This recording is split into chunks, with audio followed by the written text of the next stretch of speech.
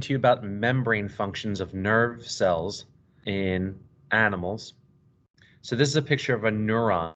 It's a typical cell that would be found in the nervous system of any animal, specifically vertebrate animals, but also there are some invertebrate animals that have a nervous system.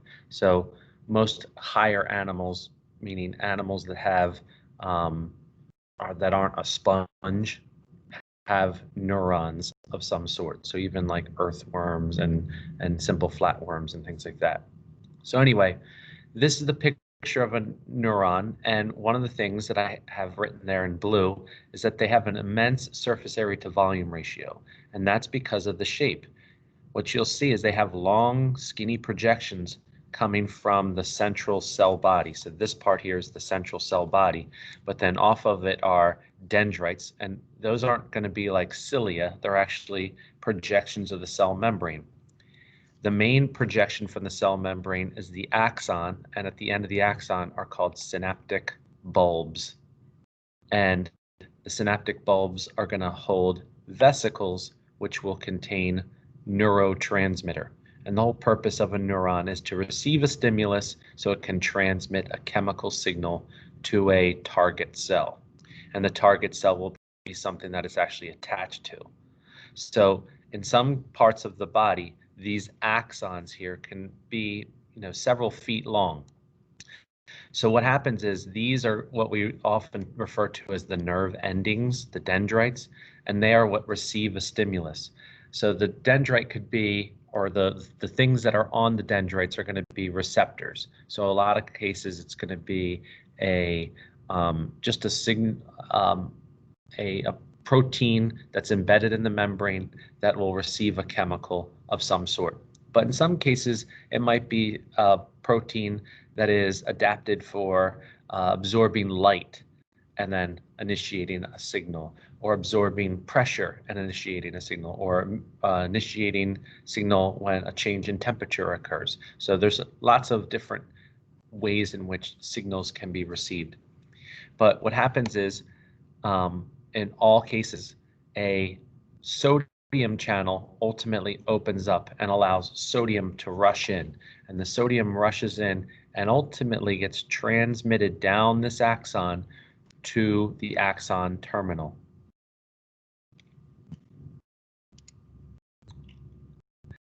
This is a picture of the axon terminal zoomed in, and what you'll see are going to be vesicles, again containing neurotransmitters that are going to move to the membrane, fuse with the membrane, and then release their neurotransmitter. The neurotransmitter will then be attached to receptors that are found on the cell that are directly across from it.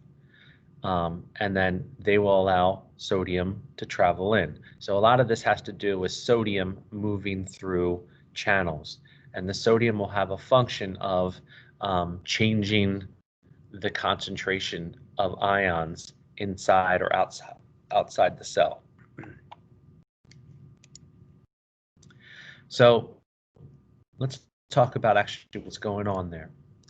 So the reason why there is always a lot of sodium there is because of the resting potential, which is maintained by the sodium-potassium pump. So the sodium-potassium pump works like this. There's 3 sodiums that will attach to a receptor. Potassium will attach to a receptor on the outside of the cell. ATP will then give a phosphate. It'll phosphorylate the pump. That will cause it to change shape so that the sodium is now going to be going towards the outside and the potassium will be coming onto the inside. And then a phosphate group will leave and it will go back to its original conformation. So this causes there to be a high concentration of sodium on the outside and a high concentration of potassium on the inside. It's by diffusing in and out, it will cause the signal to be passed along very, very quickly, lightning fast, as I have it written there. So within the membrane are going to be these channels. You'll have a sodium channel, that's what's labeled number 1, potassium channels labeled number 2, and then the sodium-potassium pump. So when a stimulus comes, it will cause the sodium to travel in. Once the voltage has changed inside, it causes the potassium channel to open up. And then the sodium potassium pump is pretty much constantly working to maintain this. And because it's constantly working to maintain, to kind of allow you to receive a stimulus again, because if this doesn't work, then you can't receive another stimulus. So most of your energy in the course of your day that you're burning is working on running the sodium potassium pump to maintain this signal. And this is going to be a common theme that you're going to see, is that much of energy is used to allow the cells to be able to have the potential to respond. The energy is not actually used in the response itself. It's just to get the cell back. Think about like in your muscles. When your muscles get tired, they actually get tight. They don't get looser, they get tighter. And that's ultimately what you use. So you actually don't use energy to contract your muscle. You use energy to put your muscle back to its normal shape, to loosen it up.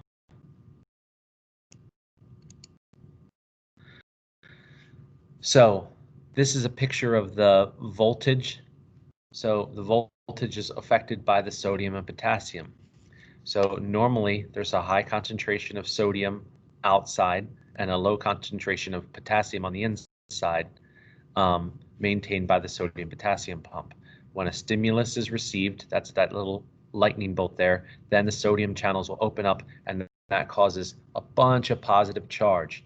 And then that will ultimately initiate the potassium channels to be open. That causes the charge to go way, way back down. And then it's ultimately reestablished by the sodium potassium pump, and happens right here. So going from step 1 to step 6, that's usually about a half of a second. And that would be called your reflex arc.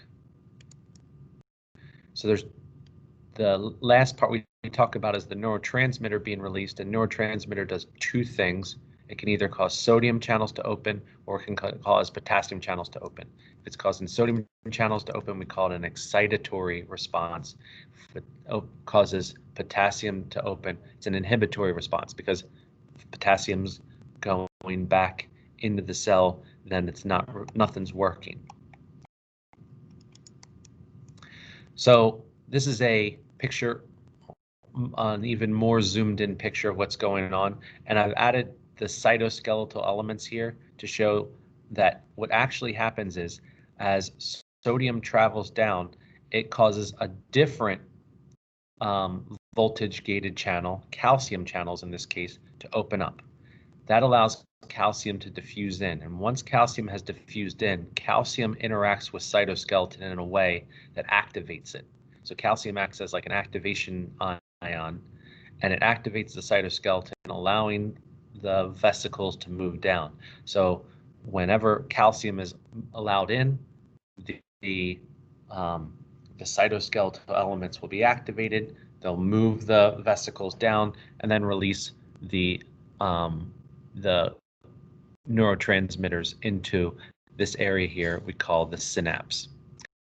And then there are going to be receptors on the receiving cell, the one we call the postsynaptic cell. So that concludes all the different ways in which the neuron uses different cell transport mechanisms. And it's going to use facilitated diffusion, active transport, and exocytosis to carry out its different functions.